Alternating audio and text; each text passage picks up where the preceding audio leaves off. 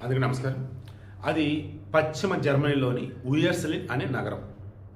అక్కడ ఒక ఆసుపత్రి, పాలియేటివ్ వార్డ్ అని చెప్పేసి వృద్ధుల చికిత్స నిమిత్తం వాళ్ళకు సెపరేట్గా పెట్టిన ఒక వార్డు వృద్ధులు.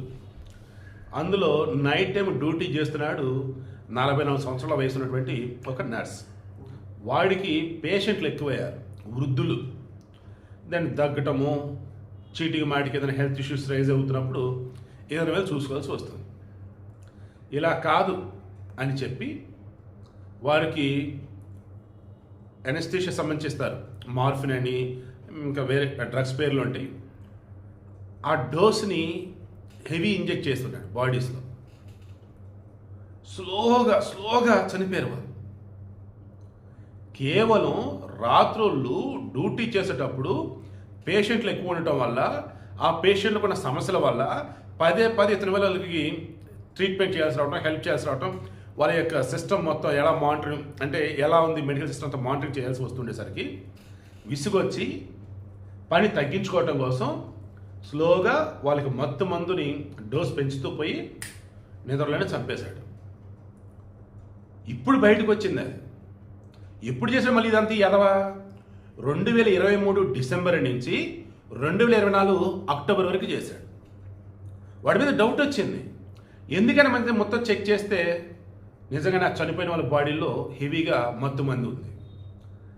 ఈ 10 మంది ఎలా అంటే ఇంకో 27 మందిని రెడీ చేసి పెట్టుకున్నాడు. ఈ 10 మంది అయిపోయి ఇంకో 27 మందిని చంపడానికి ఆల్మోస్ట్ మొత్తం రెడీ చేసుకున్నాడు. బట్ మొత్తానికి పట్టుకున్నారు, విచారణలో మొత్తం తేలింది. వాడికి ఇప్పుడు యావజ్జీవ శిక్ష విధించారు. వాస్తవానికి మన దగ్గర గతంలో యావజ్జీవ శిక్ష 14 సంవత్సరాలు ఉండేది. ఇప్పుడు అలా కాదు, జీవితాంతం జైల్లో ఉండాలి. జర్మనీలో కూడా యావజ్జీవం ఉన్నా కానీ 15 ఏళ్ళు అనట. 15 సంవత్సరాలు దాటిన తర్వాత మీరు బయట రావడానికి ఎక్కువ స్కోప్ అనేది ఉంటుందట. బట్ ఇక్కడ వీడికి అలా లేకుండా జీవితాంతం జైల్లో ఉండేదిగా ఇప్పుడు శిక్ష విధించారు.